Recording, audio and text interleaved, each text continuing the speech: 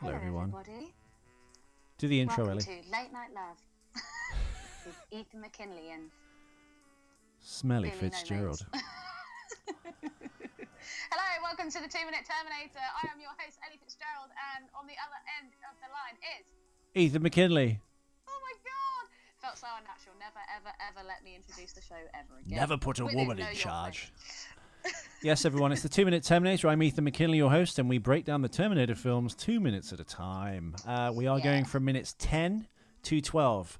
It starts off in a concentration camp / Joseph Mengele-esque Terminator human experiment lab where they discover the genesis, future film, of the T-800 Terminator, when we see like a crappy computer readout of Arnold Schwarzenegger. We've already discussed in the last episode why an internalized computer network would need view screens for people that didn't exist, because all the robots would be in charge, and a Terminator you just plug in via interface or USB, maybe even just an upload or a download. So we come now to episode 6, which is minutes 10 to 12. It starts off in the Mengele-esque, as I said, Terminator concentration camp, and it ends with John Connor crashing a helicopter, because as we all know, apart from being the leader of the Resistance, he's a complete buffoon when it comes to large, heavy military equipment. We give you bullshit bail. Hit the music. Howdy, stranger. Don't say howdy, stranger, to me.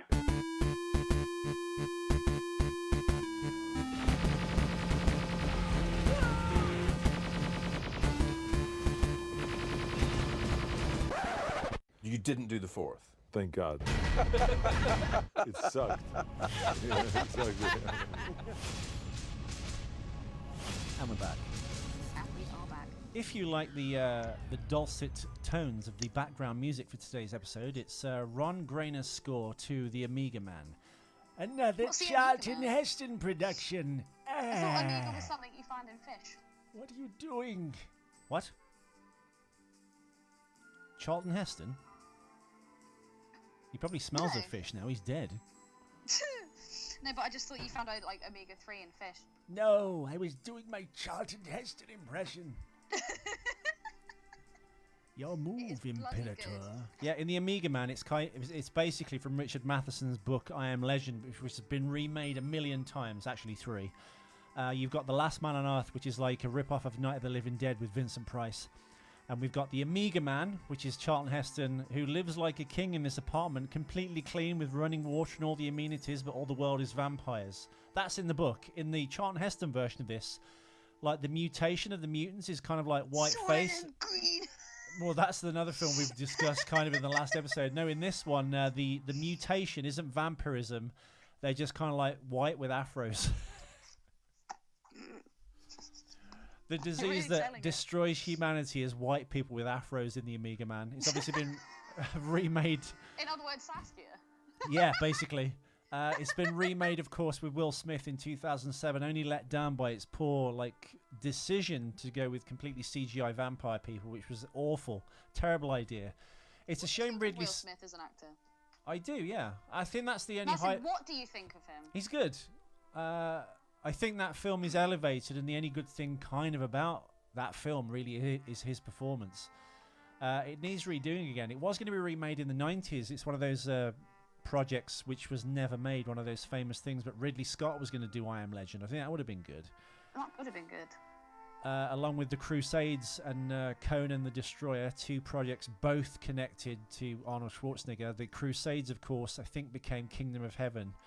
That was going to star Arnold as well. I think Ridley and Arnold would make a good team. They make a good team. One film Arnold isn't in is, of course, Terminator Salvation, and that's what we're going to discuss and today. that is what we're here to discuss today. Okay, so the first point that I wanted to make was, I actually thought that John Connor was meant to be kind of like the leader of the Resistance, and was going to be the one to kind of lead people to victory. Nope. But in this particular scene, we hear the guy going, "You're not the one in command, soldier," blah, blah, blah, blah, blah. And he's like taking orders. So, yeah, I thought John was meant to be the dude in control. Well, no, I think one of the through lines of the story, he hasn't risen to the rank of like savior of humanity. I think there's but if you remember, at the end of Terminator 3, the guys that are radioing in, they go, come in. Who's at the depot or whatever? He goes, it's me, it's John Connor. And that kind of gives you I know they're different films, but it kind of gives you the idea that from that moment on, he was almost someone that was a bit of a leader because... Yeah, and he's got lots of inside track knowledge on Skynet, Dude, already in him. His mum basically fucked a Terminator. Come on. Well, kind of. No, well, I think they kind of touch on it in this, and I think the scenes with Michael Ironside allude to this, that there's a kind of divide in the human resistance. Some people think John is the next best thing since sliced bread and he's going to save everyone, and then other people who just think, who's this messianic figure or idiot? Why are we taking orders from him? How does he know so much? And why should we even listen to him? He could be one of them.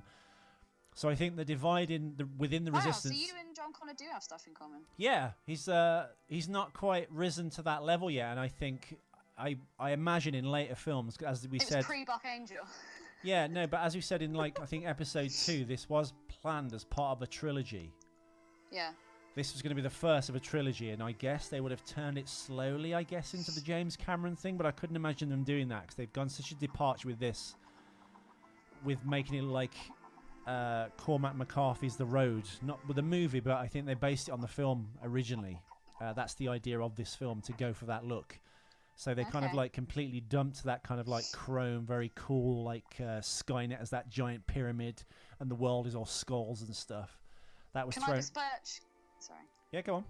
As I say, can I besmirch Bullshit Bale again? Yeah, if you've just joined the show, welcome. We do refer to Christian Bale as Bullshit Bale. Ellie hates Christian Bale. I don't hate him. I just I find some of his performances... I'm an extreme person. And let me qualify this by saying... I love something or I hate it. By saying disregard what I say, because I'm an idiot with a crap podcast. But I think he's hit that peak where you can kind of see the strings and you can kind of see all his tricks. In this, he's got the Batman lispy. Where is it? Where's the trigger? He never give it to order. He's got that voice again, kind of for John Connor. He also needs some more challenging lines because when he first goes downstairs into that kind of concentration bunker, he goes, "Oh, this doesn't feel right. It's too quiet down here."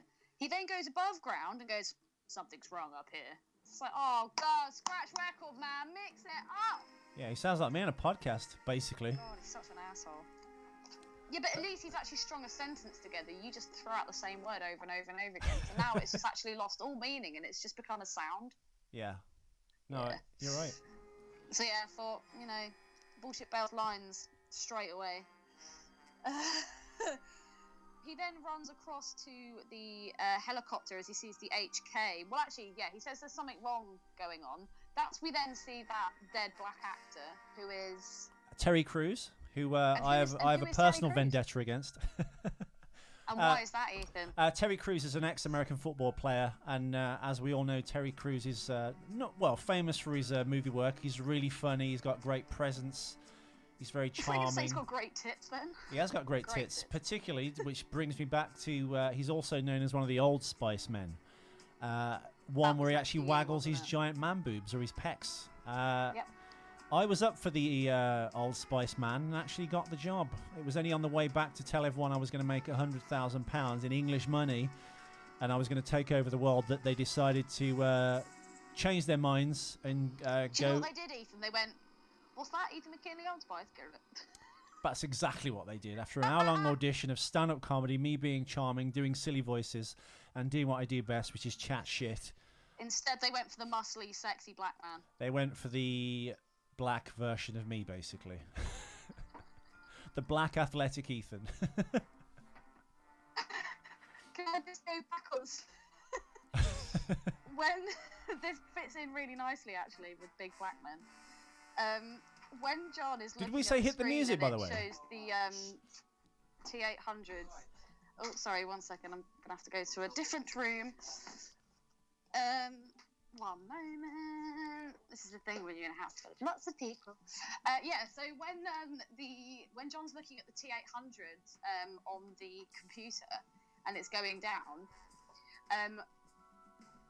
you initially see the Terminator's endoskeleton and then it kind of builds up the muscle and the tissue around it. Yeah. When it actually goes up to the face, it looks exactly like Samuel L. Jackson. I'm not even joking. I screenshotted it, so I've got a saved image, so I'll send it to you so you can put it on the page. I'm looking at it now. Hang on. We're just panning up. We're panning it up. looks just like Samuel L. Jackson. Do you not think? Not really. What? Oh, fuck you. My only bone of contention with it is because they've already got a version of Arnold in the film, which is the CG version, which isn't actually that bad considering the time.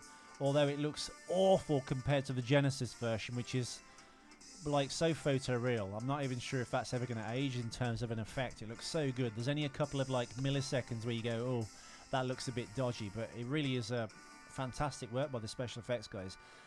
But having this pre-Arnold model in a computer, why don't they just like scan the see-through version of that face over that readout? I know. Because it's like you said, you think it looks like Samuel L. Jackson. Wouldn't go that far, but it's pretty. It does. It's fudgy enough that you could mistake it. It looks like Samuel L. Jackson. It looks like a black guy. It doesn't look like Arnold at all. Pink Black Men. There you go. There's an episode title. But yeah, so we see the face of Old Spice murked. So he's just dead. That's when John Connor goes, oh, something's not right up here. I think everyone's kind of been decimated. He then sees one of the HKs firing up and it kind of flies off. He then makes the move which I question. Why would one man in a shitty helicopter go after a load of HKs? As if that was going to ever end well. I don't think he does go over HKs. He takes off. I think he assumes the area's been cleared with air supports and whatever's like milling around on the ground. But that's an HK that he sees flying off, no? I think, hang on. Because he goes to chase it. He gets in the helicopter and he's going to go after the HK because then he gets hit and then the helicopter spins out of control and crashes. Well, if he does, that makes no sense. I'm looking at the clip Have you now. watched this clip? I am. I'm looking at it on repeat now. I mean, I will say one thing about the director here. He did a nice job of this is, I guess, green screen because it's all done in one shot and he takes off in the helicopter. You see the HK there. Yeah, I can see that even though it looks nothing like an HK. Yeah. And then it goes out of shot. So, I mean, it's nice that it's done in one shot. Oh, okay. I know what it is now. What is it? Right. The facility John just crawled out of alone. So he said, get out of there, Connor. Explodes. So the HK actually shoots and blows up that underground base. That's why Marcus Wright crawls out of the mud in the next couple of scenes from now. So it's the blast wave that comes off that explosion that actually knocks John Connor's helicopter kind of out of the sky, basically. So the point I wanted to make was, I wonder where the guy went to that was in the mentally in the helicopter. Because at first I wasn't quite sure if he was dead or not, or if he was someone that just got pissed.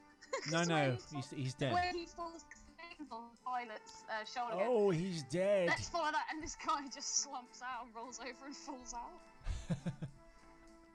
Oh, I wish he still did the bit part actors. I wonder who that guy is. Well, I think there's one actor we're going to come to. There's an actor who actually plays two roles in the Terminator franchise. The only person to ever do that, actually.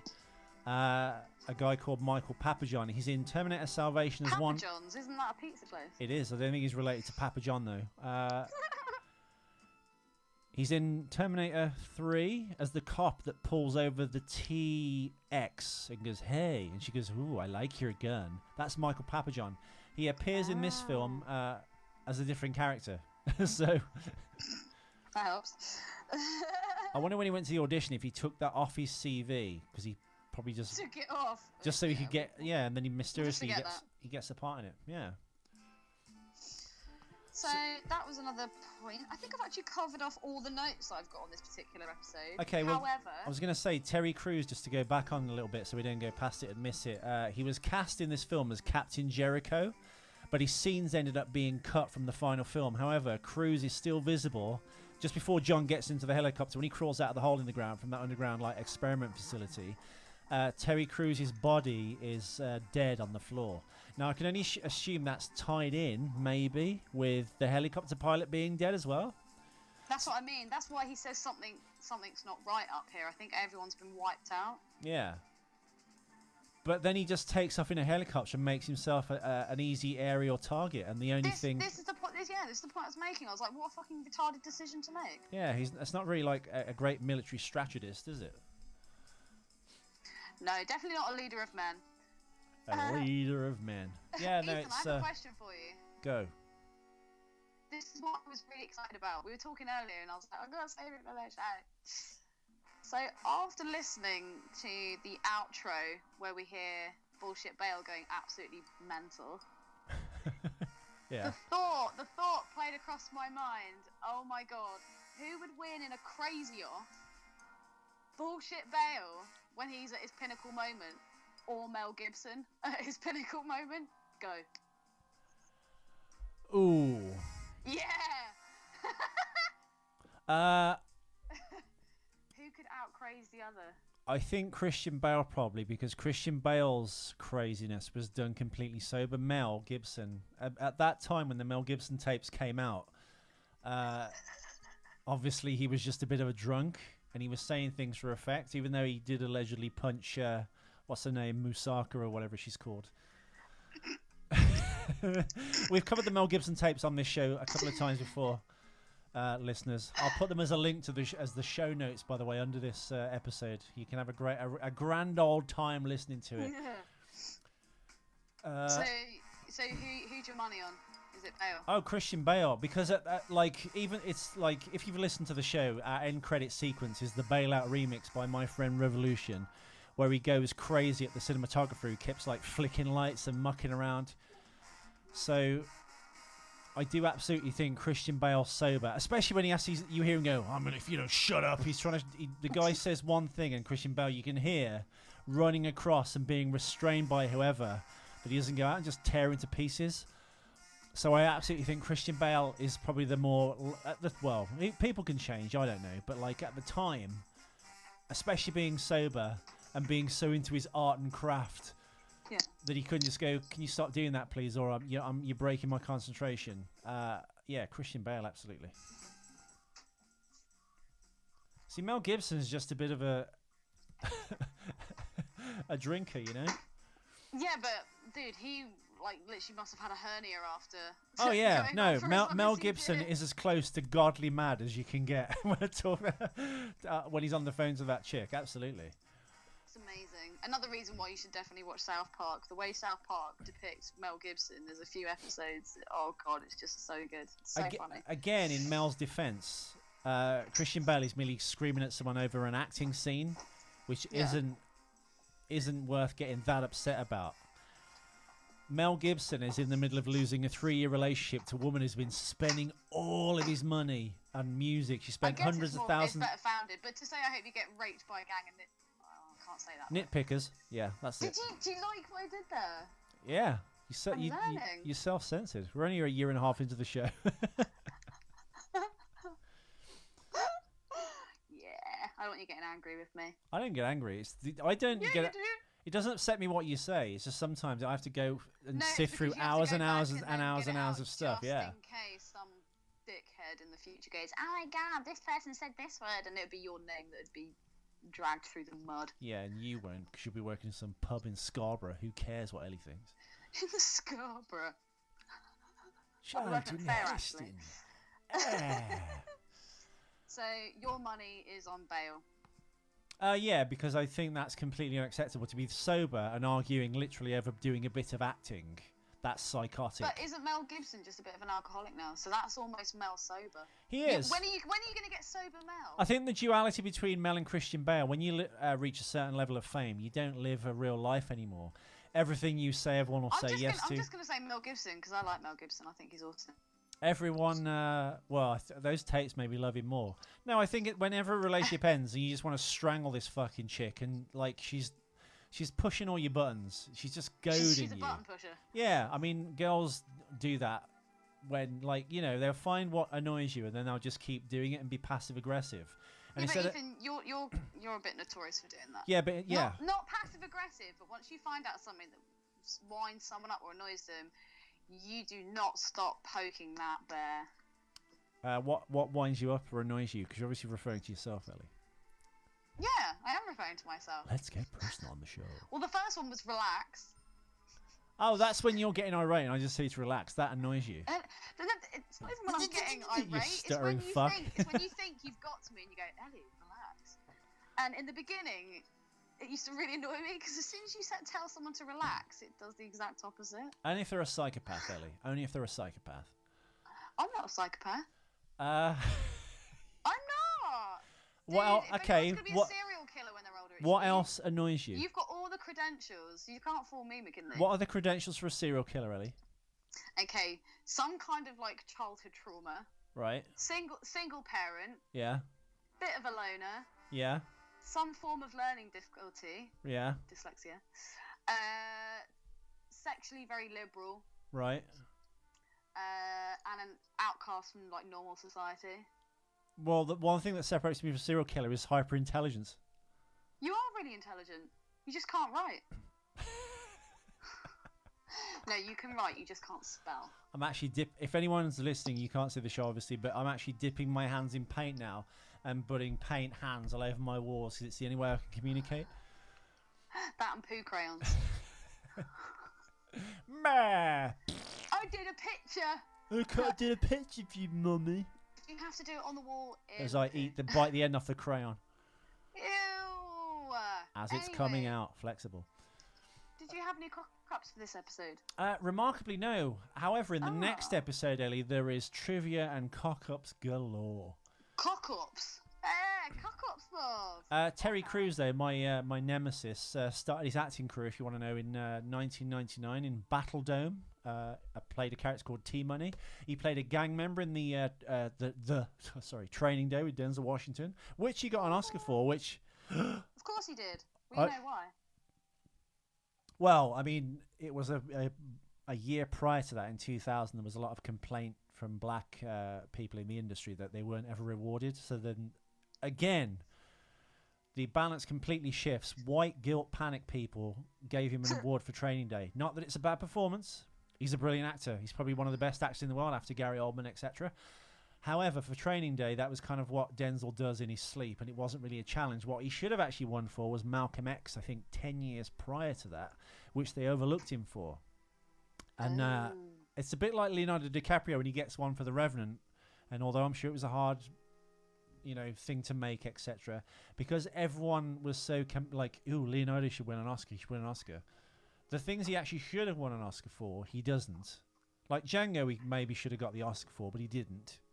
And then he gets one for Django, I thought he was really, really good in. The Revenant is just him grimacing and freezing in the snow, But it's all politics, all the people, all those kind of awards events and things like that. Who actually votes? It's all politics. Well, I mean, the people that make and vote for the Oscars, sadly, are crusty white people. That make and vote for the Oscars. No, they're just crusty white people in their 60s. So of course things aren't going to change. Crusty white people. Yeah, and it's the same with politics. You'll never breed out this kind of white bread, Harrow, Eton, all the famous actors from Eton, etc. But I don't know it is still like that though. It is, I Ellie. don't think all the people that vote for this thing are the crusty old white people. Well, if they are, they're so far liberal, it's unbelievable. No, because they only react when something blows up and the people go, oh. Or there's not enough black winners, or there weren't enough. Yeah, exactly. It shouldn't be about colour at all. And that's it why talent. Hainsley, who's a black actor, went for an audition, and I was like, you definitely get this if you have an African surname with 1 million U's in it, because all the famous actors now have really defined African names. All the guys in the RSC, etc. Blah blah blah. But that's what I mean. And it's a knock-on effect of white guilt going, oh god, we better put some black people in this, otherwise it'll be called this, and it's not an organic thing. And until that generation of people die, you'll never get an organic thing. I think you will in the next 10 or 20 years, and it's the same with politics. I mean, I hope I live to see that day, because it makes me so angry. It's like the other day when you told me that they're going to make a load of people in the new Star Wars film gay. I was like, why? Is that integral to the storyline? Well, and the funny thing is I spoke to Mike, who's actually gay, and I said, do you feel like, you're not represented in science fiction? Yeah, and he was just like, I couldn't give a fuck, mate. Yeah. I don't think people do. To those people, they probably couldn't give a shit. No. It's like you were saying the other day, you were talking to your black friends about a fucking Idris being the next James Bond. They were like, no, James Bond's white. He's a white English gentleman. You don't get black James Bond. It's just this. it's just gone. And if you too make him far. black, you're just doing it to please us, and it looks really obvious and Exactly, fake, and we which don't is want you to even be that way. more- Yeah, and again, it's this whole idea that we push for equality, but we don't. We push to elevate other people above ourselves. And it's like, no, we're all meant to be equal. It'll never be that way because there's always going to be. We're all meant to be equal except women. Which they shouldn't do because women are ridiculous. So that was today's show, everyone. I think we did a bit of politics, we did white afros, we did the state of the industry. Anything else you'd like to add, Eleanor? I hope everyone has a marvellous weekend. And I hope you do too, Ellie, and I may draft you into service for episode 7. Who knows? Episode 7 will be a good one, by the way. We've got loads of actual trivia. We've got loads of Ethan actual will be back on pop-ups. form. Well, no, I think at this point in the film, once you've got past the initial, here are the characters, we're going to establish who they are.